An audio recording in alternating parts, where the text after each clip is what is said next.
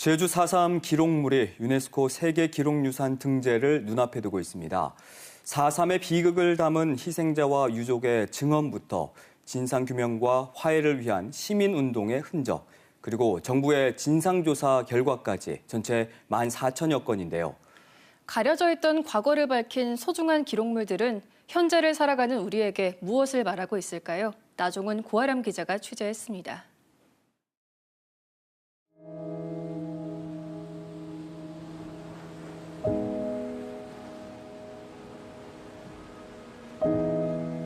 아름다운 섬에 가려진 비극의 역사. 어쩌면 지금도 묻혀 있었을지 모를 그날의 진실. 경찰에 잡혀간 겁니다. 이제 누님이. 그러니까 경찰에 잡혀가고 이틀 만에 아버지가 이제 공산 이제 그런 딸을 둔 아버지라고 해서 아버지까지 잡아간 겁니다. 이제. 국가기록원 봐가지고 대진 형무일 수도 있었고 부산일 수도 있었고 네 군데 거친 것 같아요. 형무소를. 예. 그러니까 결과적으로는 부산 쪽에 내려와서 행방불명이 됐죠. 6살 때 4.3이 발발해가지고 제가 43년생이니까 지금 목숨을 영위하기 위해서는 경찰은 또 산사람들도 그러니까 낮에는 산 쪽으로 올라가고 해가 떨어질 무렵 되면은 집으로 내려와서 집에서 숨고.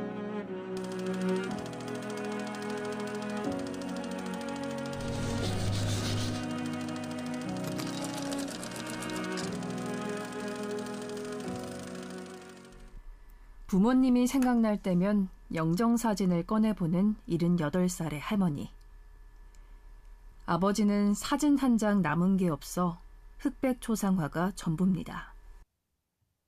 그 산에서 내려오는 사람들을 막으라 해서 보초를 서러 전날 밤에 나갔다가 뒷날 돌아와서 조반 잡숫고 밭에 나갔다가 이제 저녁 되니까 그래서 친구들하고 놀러 마을길을 갔는데 그것이 마지막이었거든요. 형무소에 있다며 엽서를 보내온 아버지. 세 차례 주고받은 안부가 마지막이었습니다.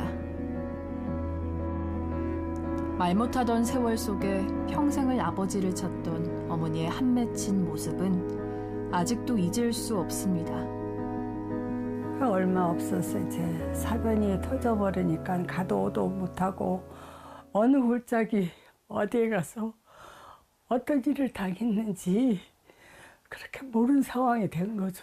말들도 못하고 쉬쉬하고 죄인 아닌 죄인으로 산 거죠. 그때는. 그 세월을 시어머니 모시고 저희 어머니가 산 세월이 너무 가혹합니다. 연좌제에 대한 두려움, 쉬쉬하던 긴 침묵의 시간 속에 감추어진 사실들. 하지만 형무소에 있던 아버지가 가족들에게 보낸 엽서처럼 4.3의 진실한 기억은 결코 지워지지 않았습니다. 1980년대 민주화운동 열기와 함께 들불처럼 일어난 4.3 진실회복운동. 더 이상 침묵하지 말자는 민중들의 열망이었습니다. 87년에 60 탕생을 전후한 이 분수령 속에서 4.3 진상규명운동을 공개적으로 이제 요구하는 이 운동이 이제 되면서 4월제 공준위를 만들기도 하면서 제주도에서는 89년에 공개적인 첫 이제 공개 추도 행사가 있었죠. 시민사회단체 제주사회문제협의회가 이제 만들어지고 그리고 학생들이 향후의 조직을 통해서 학우의 조직을 통해서 4.3 진상규명운동을 공개적으로 이야기하면서 좀 더 조직적으로 살아남은 이들이 간직했던 기억의 파편들은 기록으로 한데 모였습니다. 증언을 채록하고 사료를 발굴하고 또 이를 검증하고 기록하는 지난한 과정들은 4.3의 진실을 찾아가는 길이었습니다. 정부의 공식 자료들은 폭동, 반란이었죠. 그리고 정부의 자료들은 아주 단편적으로 나왔지만 전부 이렇게 그 붉은색으로 덕칠되어 있었어요. 그걸 이제 저희들이 하나하나 이제 헤쳐간 것이고요. 그런 기록을 안 했더라면 체험자들이 파편적으로 알고 있던 기억들, 그건 그 개인만 알고 있을 뿐이지 그것이 공론화되고 객관화될 수가 없잖아요. 제주도민의 10분의 1이 희생된 이 사건이 나중에 또 세월이 흐르면 풍문으로만 남게 될 것이다. 그래서 제가 어떤 특정한 역사관에 사로잡혀서 뭘 한다기보다는 이 도대체 그때 무슨 일이 벌어졌으며 누가 희생되었는지 그걸 수면으로 드러내주는 거 그거라도 좀 열심히 하자 하다 보니까 한 7,500명가량의 사람들을 만나서 이제 인터뷰를 하게 됐습니다. 수십 년이 지나서야 모습을 드러내는 4.3의 진실을 기록으로 남기는 순간 은폐와 왜곡 속에 숨죽였던 4.3은 다시 살아났습니다. 모두의 얘기, 우리 도민들 얘기 이런 것들이 꾸준하게 연구되고 그리고 그 목소리가 나온 것이 정리가 되면서 책으로 발간되고 그러니까 4.3이 어떤 사건이고 어떻게 진상규명돼야 되고 미래의 4.3이 어떤 역할을 해야 되고 하는 이러한 모든 것을 순수한 민간인 차원에서 정리했다고 볼 수가 있을 것 같습니다. 민간에서 시작된 진실의 기록은 제주도의회가 이어받았습니다. 직접 4.3 희생자 신청을 받고 조사위원을 꾸려 실태조사에 나섰습니다. 4.3 사건 발발 이후 45년 만에 처음으로 공공기관이 활동을 시작한 순간이었습니다. 한 해 동안 도민들로부터 직접 신고를 받고 또 우리 조사위원 17사람이 약 6개월간에 걸쳐서 불학별, 마을별 현지 조사 활동을 해가지고 모두 수합된 숫자가 14,000여 명에 이르고 있습니다. 이 14,000여 명의 숫자는 어떻게 보면 희생자의 정확한 숫자라고 보기에는 아직도 미흡하다. 그렇다고 4.3 당시 죄 없는 도민을 빨갱이로 낙인 찍고 옥살이를 하게 했던 수영인 명부의 발견은 4.3 논란의 종지부를 찍는 계기가 됐습니다. 그동안 희생자 가족들의 증언만 있었던 4.3의 진실이 정부 기록을 통해 확인된 것입니다. 제주도에는 땅이 알고 하늘이 알고 동네 누구나 다 아는 사실들이지만 그동안 쉬쉬하고 말을 못하게 해서 그랬는데 이 육지에서 중요한 문서가 있다는 걸 그것도 이 정부가 가지고 있었다는 것이잖아요. 그게 찾아낸 장소가 국가기록원 창고였단 말이에요. 정부는 알고 있으면서 감춰온 건데 이걸 찾아냄으로써 이제 증거를 찾았다, 소중한 자료를 찾았다, 증명할 수 있게 됐다는 게 굉장히 중요했던 거죠. 두 번의 군법회의가 엉터리 군법회의죠. 수영인 명부가 있으니 이 사람이 그리고 가공의 인물이 아니라 실제 그 마을에 그런 분들이 있었고 그때 끌려간 후에 행방불명되거나 또는 형무소에 있다가 엽서를 보내온 사람이다. 그러니 이분이 끌려갔던 것이 맞다. 자, 이렇게 입증이 되는 것이죠. 국가 공권력의 남용과 무자비한 탄압, 인정할 수밖에 없는 진실은 4.3 특별법 제정과 4.3 진상조사 보고서라는 결실로 이어졌습니다. 국가가 4.3의 진실을 공식적으로 인정하고 사과한 순간 4.3은 살아있는 역사로 변모했습니다. 국정을 책임지고 있는 대통령으로서 과거 국가 권력의 잘못에 대해 유족과 제주도민 여러분에게 진심으로 사과와 위로의 말씀을 드립니다.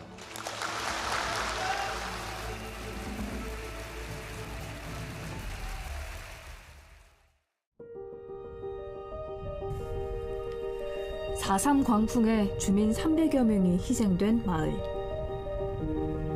4.3 이후 벌어진 연좌제 속에 동기와 귀일로 쪼개졌던 마을은 30여 년 한 세대가 지나서야 학위라는 이름으로 다시 합쳐졌습니다. 4.3이 터지니까 이제는 안 되겠다 해서 제옷이 돌아가시고 그러니까 이제는 동기 이 서쪽 벼락을 귀일리로 멀어진 것은 그 유명 인사들이 다 돌아가시니까 제옷이 다 육지로 불려가고 또 총살당하고. 서로를 용서하고 화합하자는 주민들의 마음은 함께 희생당한 모두를 위한 추모 공간으로 재탄생했습니다. 지난 세월을 돌아보면 모두가 희생자이기에 모두가 용서한다는 뜻으로 모두가 함께 이 빅돌을 세우나니 죽은 이는 부디 눈을 감고 산자들은 서로 손을 잡으라. 가해자 피해자를 그 논리에서는 앞으로 영원히 제주도는 그 구렁텅이에 빠져가지고 헤어나올 수가 없는 겁니다. 다시는 갈등과 분열을 반복하지 말자는 굳은 다짐은 미래 세대에 남기는 또 다른 기록이 됐습니다. 화해와 상생, 진실을 되찾은 4.3이 우리에게 전하는 메시지입니다. 국가 행정 주도적으로 4.3을 해결해 온 게 아니라 우리 당사자인 유족 그리고 같은 제주섬에 살았던 도민들과 함께 자발적으로 화해와 상생의 정신을 먼저 손길을 내밀어 가지고 이런 험난한 과정을 극복해 왔기 때문에 제주 4.3은 세계로 나갈 채비를 하고 있습니다. 4.3의 비극을 담은 희생자와 유족의 증언부터 진상규명과 화해를 위한 시민운동의 흔적, 정부의 진상조사 결과까지 전체 14,000여 건의 4.3 기록물이 세계 기록유산 등재를 눈앞에 두고 있습니다.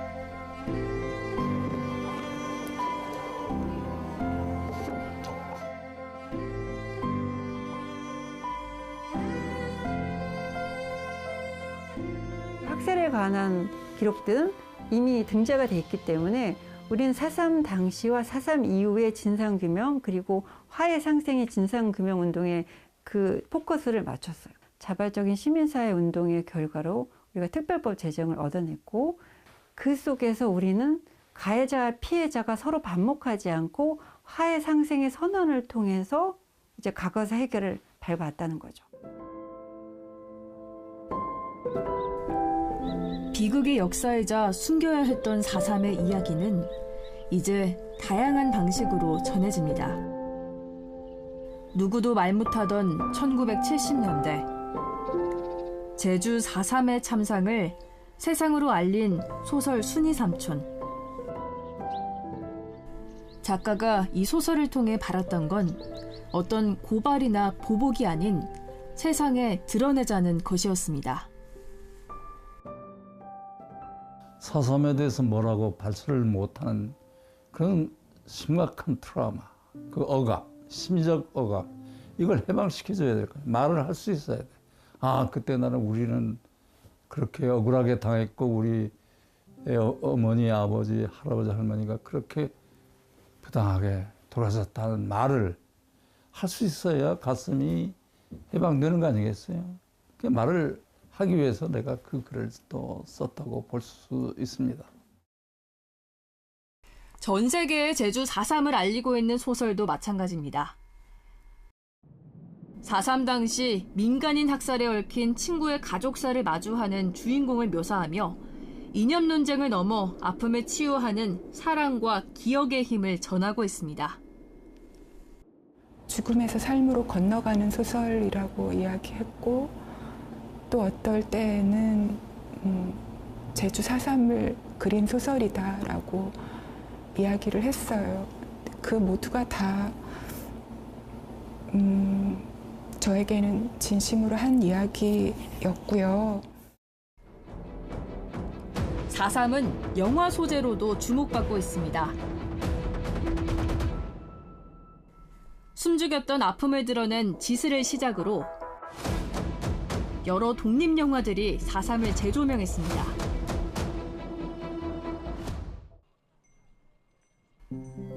상업적 투자를 받은 대중영화도 차근차근 준비되고 있습니다.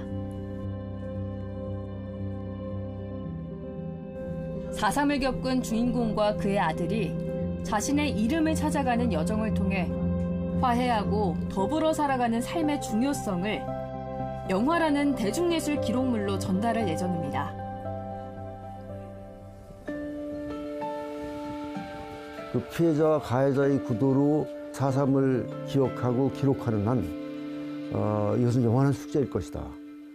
즉 우리가 이 4.3을 지금 이제 기념하고 기억하는 것은 앞으로 화해와 상생을 위한 것이 아니겠느냐. 그래서 여기 이제 이 작품의 주인공이 참 설명하기 어려워요. 이 가해자면서 피해자거든요.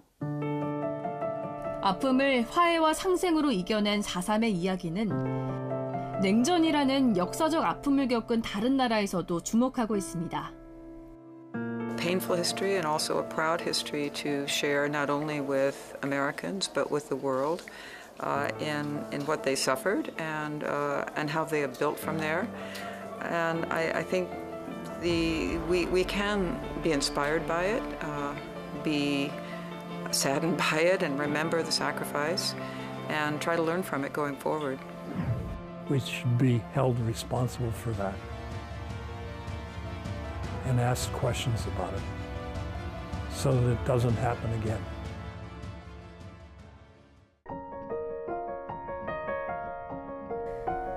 불빛은 어둠 속에서 더 밝게 빛납니다. 우리는 기록을 통해 어두웠던 과거와 마주하고 화해하며 더 나은 미래를 꿈꿉니다.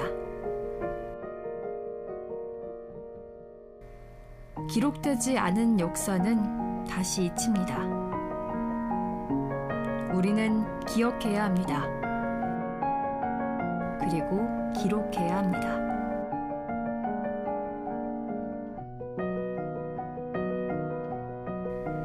다시는 반복하지 말자고, 서로 화해하며 더불어 살자고.